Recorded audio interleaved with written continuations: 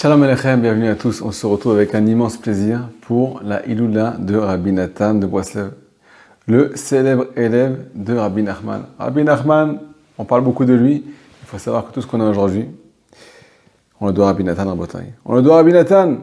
Rabbi Nachman a dévoilé, a crié. Si jamais on n'avait pas eu Rabbi Nathan dans ce monde, il ne serait pas resté une seule feuille de l'ouvrage du côté Moran. Pas une seule feuille de mes enseignements. Alors on commence avec la vie de Rabbi Nathan. Il faut savoir que Rabbi Nathan est né le 22 janvier 1780 à Nemirov. Il est surnommé l'érudit de Nemirov. Il faut savoir que c'est quelqu'un de très particulier. Il est né à Toubishvat. Toubishvat, c'est Rosh Hashanah, la Ilanot. Nidonim et la Perot, on va être jugé sur les fruits des arbres. Selon la Kabbalah, le fruit des arbres, ça fait référence aux fruits de la Torah, aux enseignements de la Torah, aux secrets de la Torah qui vont être dévoilés. Rabbi Nathan est né le jour de Toubishvat. Il va nous dévoiler des fruits nouveaux à Bretagne, des fruits de la Torah qui vont nous aider à nous délecter d'Akadosh Baruch Hu, de la présence divine. Comment on va le découvrir aujourd'hui? Il faut savoir qu'à l'âge de 5 ans, il se retrouve à la synagogue avec son grand-père. Et là, il y a quelque chose de terrible qui se passe.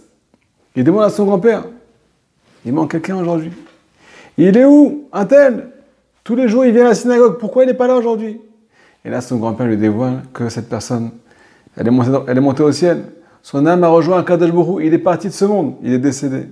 Rabbi Nathan demande à son grand-père, qu'est-ce que ça veut dire décédé? Qu'est-ce que ça veut dire partir de ce monde? Il n'est pas conscient, il a 5 ans. Et là, son grand-père lui explique que la vie n'est pas éternelle. Quand Rabbi Nathan entend ça à l'âge de 5 ans, il prend conscience, à ce jeune âge, que la vie n'est pas éternelle. Il se pose la question, c'est quoi le véritable sens de la vie? Cette question l'a amené à devenir érudit. À l'âge de 12 ans, il est déjà considéré comme un érudit. Son beau-père lui met, entre guillemets, la main dessus à l'âge de 12 ans. À l'âge de 13 ans, il lui donne sa fille. Un immense Talmid Chacham. Rabbi Nathan s'est toujours posé la question, quelle est la différence entre mon beau-père, qui était rave sur des dizaines et des dizaines de Provence, Posek Halacha, érudit en Torah. Quelle est la différence entre mon beau-père et Moshe Rabbeinu? On raconte sur le beau-père de Rabbi Nathan que la nuit, il tenait une bougie dans sa main.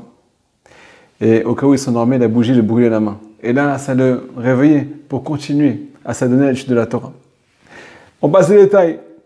Rabbi Nathan se marie à 13 ans. Et là, Baruch Hashem, il continue à fleurir, continue à grandir, à s'adonner à la Torah. Son beau-père lui prépare le poste de juge rabbinique. Rabbi Nathan était un érudit.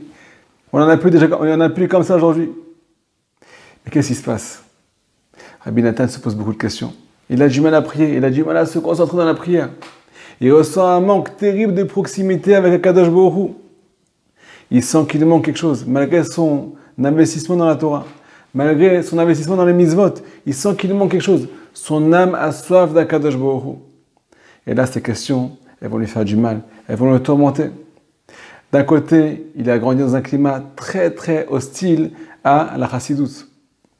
Il est ce qu'on appelle un opposant. Mais dans son milieu, il rencontre beaucoup de gens qui sont liés à la chassidoute. Et il les voit prier avec beaucoup d'investissement, avec beaucoup de feu. Il voit des gens qui se délectent de la voie Hashem, des gens qui ont beaucoup de plaisir. Et lui qui est tellement investi dans l'étude de la Torah, il se pose la question, pourquoi pas moi? Et là, Baruch Hashem, à partir d'un certain moment, il décide de ce qu'on appelle mettre de côté tous les candidatons. À l'âge de 16 ans, il décide de rentrer dans le milieu de la chassidoute. Et là, il commence avec un des géants de la chassidoute, Rabbi Zouché. Il décide de se rendre dans la demeure de Rabbi Zouché. Il arrive là-bas, il voit une maison complètement délabrée. La maison du tzaddik est complètement délabrée. Il vit dans ce qu'on appelle un niveau très précaire. Et là, il se pose la question, mais c'est ça la vie?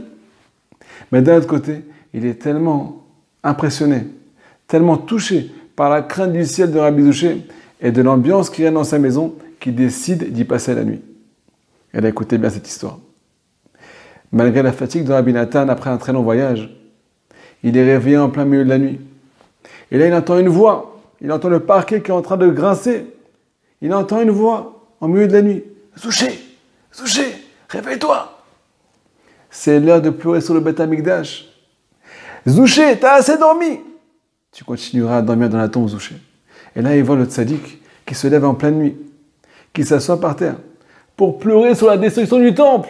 Et là, ce tzaddik, il a prié et pleuré de toute son âme à chaud de larmes. Quand Rabbi Nathan a vu la force de ce vieillard qui s'est réveillé au milieu de la nuit alors qu'il a dormi quelques minutes peut-être, quand il a vu pleurer et s'investir sur l'exil de la présence divine, il a compris, Rabbi Nathan, que malgré tout son savoir, malgré toutes ses connaissances dans la Torah, il n'a pas commencé à servir à Kadosh Baruch Hu. Pendant les 5 années suivantes, Rabbi Nathan va partir à la recherche des plus grandes pointures de la Chassidoute. Et là, il arrive chez Rabbi Levi Yitzhak Mibadeshov, l'avocat du peuple d'Israël.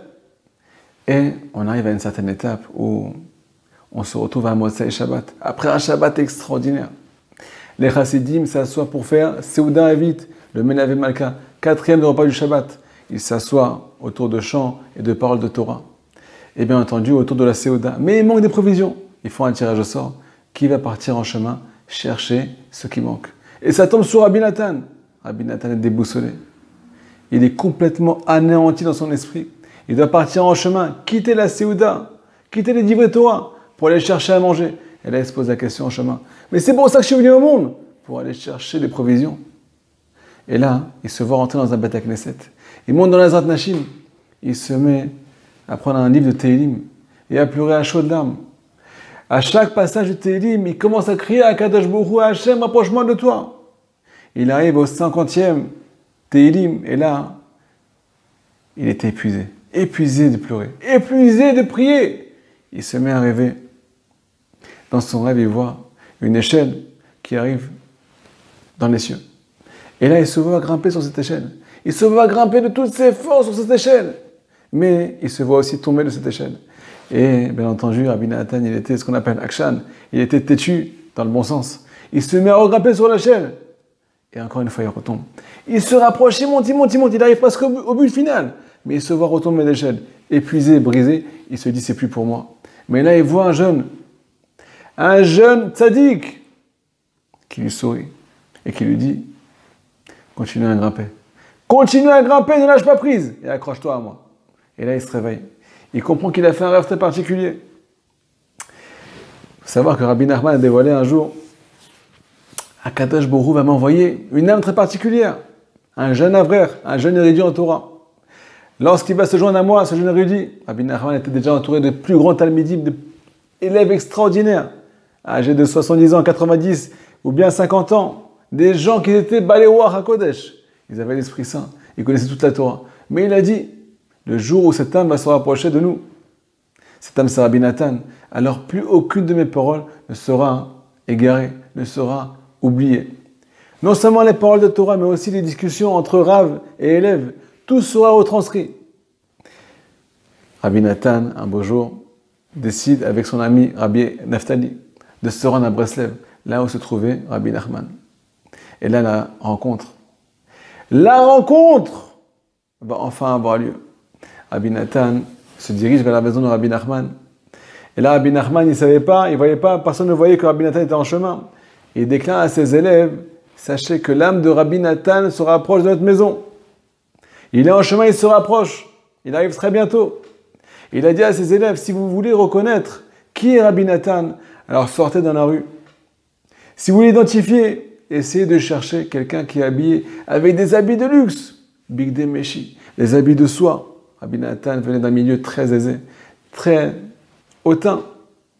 Mais malgré le fait qu'il est habillé avec des vêtements tellement soignés, tellement luxueux, vous pourrez constater qu'il se considère comme de la boue, comme rien du tout. Et aussi, un troisième signe, Rabbi Nathan, si vous voulez savoir qui c'est, vous allez chercher quelqu'un qui court. Il ne marche pas, il court. Il est tout le temps en train de courir après l'étude de la Torah. Et là-bas, au Hashem, on arrive à la rencontre. Rabbi Nathan avec Rabbi Naftali rentre dans la maison de Rabbi Nachman.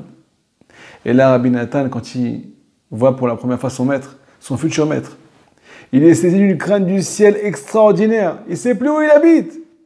Mais d'un autre côté, il est rassuré. Il voit un visage qu'il a déjà vu. Le visage qu'il a vu dans ce rêve, quand il était en train de monter sur l'échelle. Le visage qui lui a dit, continue à grimper, ne lâche pas prise et accroche-toi à moi. C'est ce même visage qu'il a rencontré encore une fois. Et là, Rabbi Nachman lui dit, on se connaît, on s'est déjà eu. Il faut savoir que Rabbi Nathan a trouvé beaucoup de réconfort auprès de Rabbi Nachman. Il a trouvé ce qu'on appelle le réconfort de l'âme, l'apaisement de l'âme. Il était tellement tourmenté à la base. Mais quand il a trouvé son maître a mis l'accent sur la dévotion à la prière, investir dans la prière, non seulement dans la prière, mais aussi dans la Hilbodé toute. S'isoler avec Hachem, parler avec Hachem, se marier avec Hachem. On ne cohabite pas avec Akadosh Baruch Hu, on vit avec lui. Et ça passe par un échange, parler avec lui. Et là, on arrive à un beau jour où Rabbi Nathan se tient devant son maître, qui transmet une des leçons du Likutei Moharan. La leçon numéro 52, Anéor Balayla, celui qui réveille la nuit.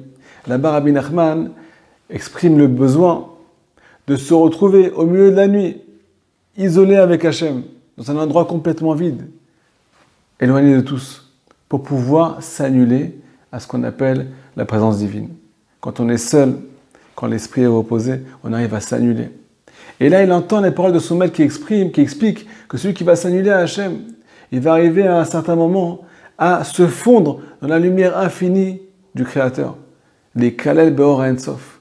Lorsque Rabbi Nathan a entendu ces paroles, il a quitté la pièce. Il est devenu ce qu'on appelle un peu foufou. Il est parti dans la rue, il s'est mis à crier Bebreslev Boret Esh. Il y a le feu qui brûle à Breslev, il y a le feu du Rébi qui va tout brûler, qui va anéantir le Yetzirah, qui va nous ramener la Géoula, qui va nous ramener la rédemption. Au cas où vous ne le savez pas, il y a une parole de Baba Saleh qui a dit sur Rabbi Nachman et Rabbi Nathan, son élève. Ces deux tzadikim, ils vont délivrer la présence divine de l'exil. Comme on peut constater, celui qui étudie leurs livres. Bref, on passe aux détails. Il faut savoir que Rabbi Nathan a une vie très compliquée. Il y avait beaucoup d'opposants à la base sur la Chassidut Breslev. Et un beau jour, Rabbi Nathan a été mis à mort par les opposants. Complètement mis à mort. Pourchassé, poursuivi, mis à mort. Une autre histoire. Rabbi Nathan se dirige un jour avec son fils. Il amène son fils sous la roupa. Il se dirige avec tout le cortège, avec le khatan, tous les invités. Il se dirige dans la ville des Mitnagdim, des opposants. Et là-bas, il se fait accueillir à jet de pierre. Il se fait accueillir à jet de pierre. Tout le monde est parti, tout le monde s'est enfui. Et là, on cherche Rabbi Nathan. Où un Breslev peut se cacher? À part dans la forêt. Il se dirige dans la forêt, et là, il voit Rabbi Nathan qui lève les mains au ciel et qui chante à Akadosh Baruch Hu. Akadosh Baruch Hu, notre gloire, notre beauté, c'est le Mashiach qui va la dévoiler. Il faut savoir que Rabbi Nathan a écrit une tonne de livres. Le Likutei Halachot, le Likutei Tfilot, Alim Letroufa. Il a aussi écrit ce qu'on appelle un journal intime. Là-bas, il raconte toute sa vie, là-bas, toutes ses épreuves, toutes ses réussites, toutes ses peines, toutes ses difficultés. L'imprimerie des livres de Rabbi Nachman. Le moment où il est parti, tout est détaillé là-bas dans les moindres détails. Le Likutei Halachot. Il faut savoir que le Likutei Halachot, c'est un ouvrage qui est basé sur le Shulchan Aruch. Il vient expliquer là-bas chaque loi du Shulchan Aruch, selon les enseignements du Likutei Moharan. Il prend chaque leçon du Likutei Moharan, il les dilue et nous explique comment appliquer le Shulchan Aruch en profondeur. Bien entendu, pour pouvoir faire Teshuvah, il a expliqué que ce livre, il est très profond, il est rempli de Chidushei Torah, rempli de fruits nouveaux. Il est un Toubishvat, je vous rappelle. Mais il a dit quelque chose comme ça. Celui qui croit, celui qui veut étudier mon livre juste pour entendre ce qu'on appelle la sagesse, alors il n'a rien à faire chez moi. Tout mon livre il a été écrit pour ramener les âmes du peuple d'Israël à leur Père qui est aux cieux. Alors voilà, il a aussi écrit le Likutei Tfilot. Likutei Tfilot, c'est un livre qui vient résumer toutes les Torot, tous les enseignements de Rabbi Nachman sous forme de prière. On passe de la Torah à la Tfila. Tous les enseignements de son maître sont transformés en prière. Donc celui qui a une difficulté à comprendre le Likutei Moharan, il n'a qu'à ouvrir le Likutei Tfilot.